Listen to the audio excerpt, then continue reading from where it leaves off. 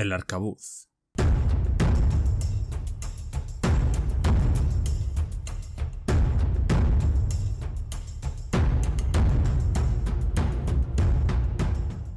El arcabuz es una antigua arma de fuego de avancarga, antecesor del mosquete. Su uso estuvo extendido en la infantería europea de los siglos XV al XVII. A pesar de su longitud, el disparo era de largo alcance, apenas unos 50 metros efectivos, pero era letal. A esa distancia podía perforar armaduras. Era fácil de manejar y desplazó rápidamente el uso de la ballesta, que desapareció a mediados del siglo XVI. Requería mucha menos destreza para manejarlo con eficacia. Aunque el empleo del arcabuz estaba difundido antes de la invención del mosquete, su evolución fue contemporáneo y rival en uso de esa segunda arma, la cual le desplazó lentamente, desapareciendo casi por completo en el siglo XVIII.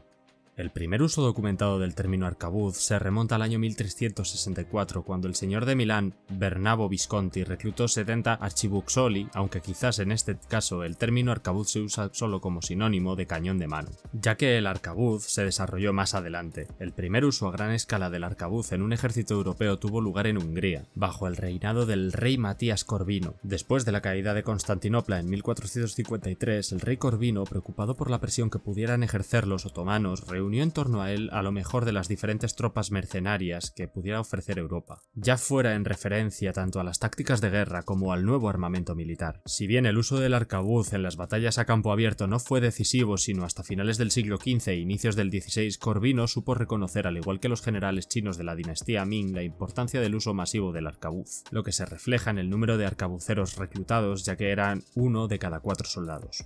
No se sabe con seguridad si los primeros modelos de arcabuces provienen de España o de Alemania. No obstante, se sabe que en la década de 1420, en las guerras husitas de 1419 a 1434, los rebeldes emplearon armas portátiles de fuego que al parecer eran unos primitivos arcabuces. Lo que es un hecho es que ya en el siglo XVI el uso del arcabuz se había vuelto reglamentario en casi todos los campos de batalla euroasiáticos. Esto se debió principalmente al hecho de que la arcabucería resultó ser extremadamente útil contra la caballería y los soldados de infantería, especialmente cuando piqueros y arcabuceros batallaban conjuntamente. Fue en la batalla de Ceriñola en 1503 la primera vez en que el resultado del enfrentamiento fue decidido por un grupo de arcabuceros. Bajo el mando de Gonzalo Fernández de Córdoba, llamado por su excelencia en la guerra el Gran Capitán, la infantería española venció a las tropas francesas que dirigía el propio duque de Nemours, aun cuando del lado francés se encontraban los invictos piqueros suizos. Fue también en este enfrentamiento donde Gonzalo Fernández de Córdoba aplicó nuevas tácticas en la batalla a campo abierto que sembrarían la semilla para lo que tiempo después serían los tercios españoles. Sin embargo, también debían conocerse sus características, como que el arcabuz era sensible a la lluvia y el clima húmedo. En la batalla de Villalar del 22 de abril de 1521, durante la Guerra de las Comunidades de Castilla, las tropas rebeldes de la Santa Junta experimentaron una derrota significativa ante las tropas realistas de Carlos I de España, en parte debido a que existía una alta proporción de arcabuceros en el bando comunero durante una fuerte tormenta que inutilizó sus armas. Usado en combinación con la protección de picas, el arcabuz cambió la forma de hacer la guerra en Europa. En 1522 los españoles con esta arma destrozaron a los famosos cuadros de piqueros suizos en Bicocca. Después le llegó el turno a los caballeros con armadura medievales franceses en Nápoles durante la batalla de Pavia en 1525, que fueron fácilmente vencidos por los arcabuceros. Fue después de esta batalla donde el arcabuz mostró sin lugar a dudas su eficacia, por lo que su empleo se propagó rápidamente entre los ejércitos europeos. Gracias a su uso, la infantería se convirtió en la reina de las batallas durante más de 4 siglos hasta las primeras décadas del siglo XX. Además del humanismo y el retorno de la cultura grecorromana, el Renacimiento se caracterizó por ser el inicio de una revolución científica, así como por ser la época en la que fue posible el desarrollo de las lenguas vernáculas. Pero es también en el Renacimiento donde tiene lugar una auténtica revolución militar, revolución que se nos hace patente gracias a la tratadística militar de la época. Como ejemplo, basta mencionar del Arte de la Guerra de Nicolás Maquiavelo, publicado en Florencia en 1521, que se sitúa a medio camino entre el De Re Militari Libri de 1460 de Roberto Valturio y el Bayo, Libro Continente Appartinente ad Capitani de G.B. de la Valle, publicado en Nápoles en 1521. En estos tratados o prácticas sobre el arte de la guerra es posible ver el profundo cambio que hubo en el Renacimiento gracias a las nuevas armas armas, técnicas y tácticas de guerra, así como los nuevos modos de reclutamiento, organización y financiación de los ejércitos. La aparición de nuevas tecnologías militares dio lugar a que cambiaran también las justificaciones y reglamentaciones jurídico-políticas de los conflictos bélicos o casus belli, lo que tuvo a su vez grandes consecuencias económicas, geopolíticas, sociales e intelectuales. En las guerras del Renacimiento la pica reemplazó a la lanza y a la espada, así también el infante superó tácticamente al caballero. Cabe señalar, en el Renacimiento a la hora de entablar batalla las armas ya no eran consideradas por su simbolismo, como era habitual en los tratados medievales de caballería, sino por su eficacia técnica y táctica. Así, al ser introducidos el cañón y el arcabuz, tanto en los asedios como en las batallas a campo abierto, los ejércitos europeos tuvieron que abandonar gran parte de sus creencias con respecto al arte de la guerra y el simbolismo que sobre este reposaba si no querían poner en riesgo sus campañas militares. Sin embargo, es gracias a este abandono de las antiguas creencias en torno al arte de la guerra que los ejércitos europeos lograron perfeccionar su artillería, a diferencia de los ejércitos musulmanes, donde la presencia de una organización feudal impidió a la caballería musulmana bajar de su caballo y manejar las nuevas armas de fuego, cuyo uso se reservaba para el más bajo estamento social, los esclavos negros. La caída de Constantinopla representó un gran golpe para la cristiandad por parte del Islam, por lo que las naciones europeas, preocupadas porque eso significara una nueva expansión musulmana, se dedicaron a perfeccionar sus tácticas y tecnologías de guerra con el afán de poder hacer frente a cualquier posible ataque. Para hacerse una idea del sismo que causó en la conciencia de los europeos la utilización de las armas de fuego, basta mencionar que Occidente se estremeció de espanto cuando Constantinopla, la capital del Imperio bizantino, fue saqueada por los turcos el 29 de mayo de 1453. Mehmed II, el conquistador, quien conocía se había apropiado ya del gran invento de los cristianos, mandó construir en Mahometa un enorme cañón capaz de disparar proyectiles de casi 500 kilos de peso que requería de 60 a 140 bueyes para arrastrarlo, así como un centenar de hombres para manejarlo y 2 horas para cargarlo. El ruido de sus disparos, según cuentan los cronistas, fue la causa de que muchas mujeres embarazadas abortasen. Su fracaso, sin embargo, fue absoluto, se resquebrajó el segundo día del sitio y a los 4 o 5 días era ya completamente inservible. No obstante, gracias a los cañones de menor calibre, que las murallas de la ciudad cedieron, dando inicio a la masacre. La reacción de Occidente, donde se aprendió pronto la importancia de las armas de fuego, no tardó mucho en llegar. Es así que para 1492 los reyes católicos reconquistaron los territorios ocupados por los moros al apoderarse de la ciudad y del reino de Granada. La aparición de las armas de fuego portátiles modificó la manera en que las batallas eran libradas, lo cual se puede constatar en la tratadística militar de la época.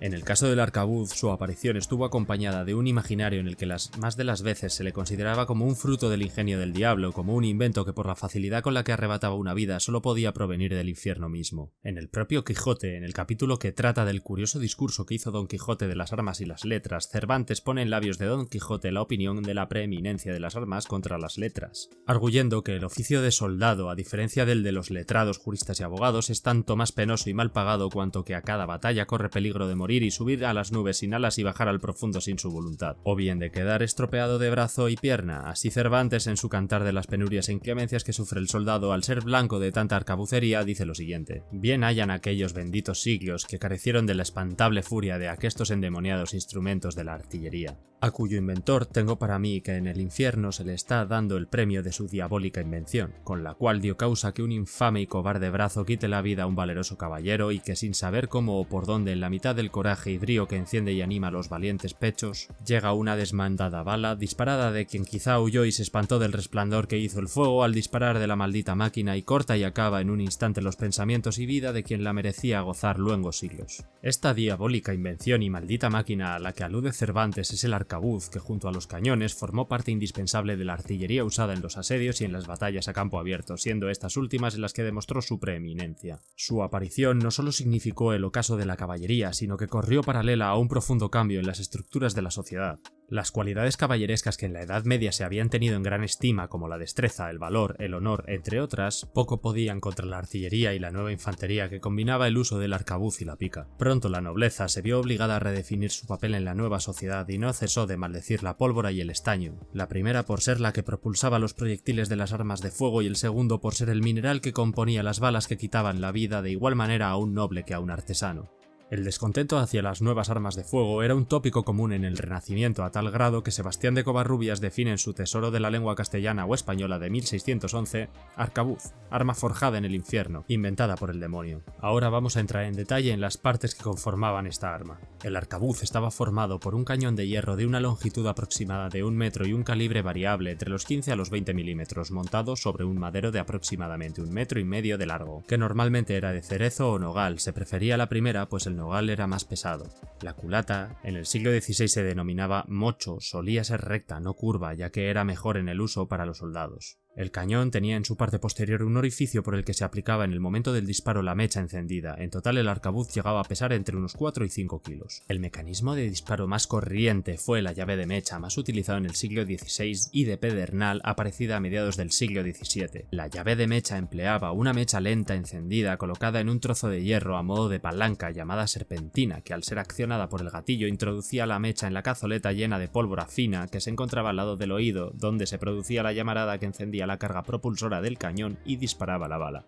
A mediados del siglo XVI se introduce en los arcabuces la cubrecazoleta, una tapa que cubría en las marchas o días lluviosos la cazoleta, pues si la pólvora se mojaba no se produciría la explosión. El mecanismo de pedernal no se introduce en el arcabuz hasta más o menos el año 1670. Para entonces el arcabuz no era un arma de fuego de infantería sino de caballería, puesto que el arcabuz había sido sustituido por el mosquete. El mecanismo de pedernal era más caro, aunque más seguro y eficaz para el soldado. La llave de pedernal consistía en una piedra de pedernal montada en el martillo que golpeaba el pie de gato de la cazoleta, abriéndola y produciendo una chispa. Esta encendía la pólvora fina y su llamarada pasaba por el oído disparando el arma. La munición del arcabuz consistía en pólvora y la pelota, la bala propiamente dicha. La bala, de forma esférica, estaba hecha de plomo y solía pesar unos 10 gramos aproximadamente. Las balas debían estar hechas de tal manera que entrasen holgadamente en el cañón del arcabuz. El que existiera una distancia entre la pared del cuerpo y la bala, Cristóbal Lechuga, maestre de campo, nos indica que se llama viento.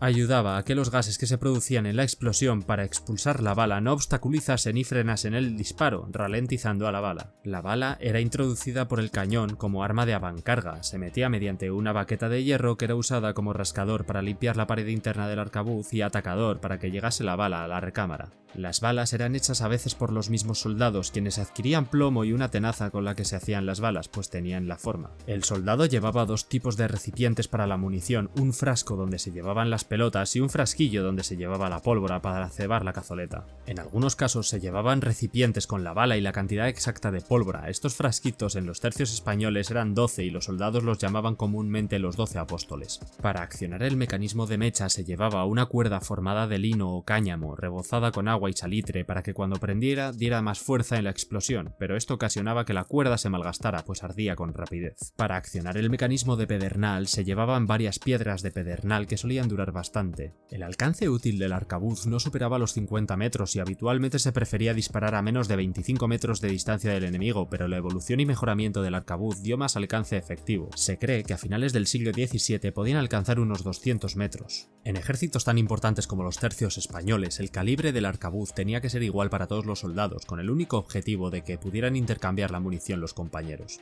Existieron distintos tipos de arcabuces, como por ejemplo el arcabuz de gancho. Era una especie de cañón de mano perfeccionado con dos muñones en el tubo que, apoyados en un gancho en forma de horquilla sobre un trípode, podían moverse dentro de la horquilla para variar el ángulo de elevación del tiro.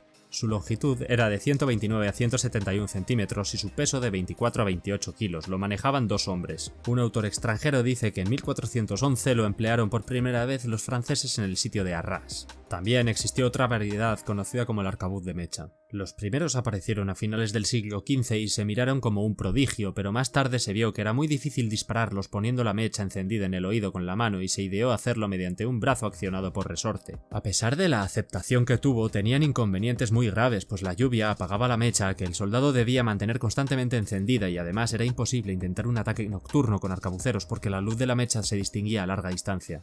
El arcabuz de mecha tardaba entre 30 y 60 segundos en recargarse correctamente. El arcabuz, sin embargo, tenía una velocidad de disparo más rápida que la ballesta de mayor empuje. El arcabuz de rueda, por ejemplo, apareció en Nuremberg a principios del siglo XVI. Después de varios ensayos, se inventó esta arma. Fue admitida con entusiasmo y los soldados la adoptaron al instante, desechando con alegría la molesta mecha que tanto les embarazaba.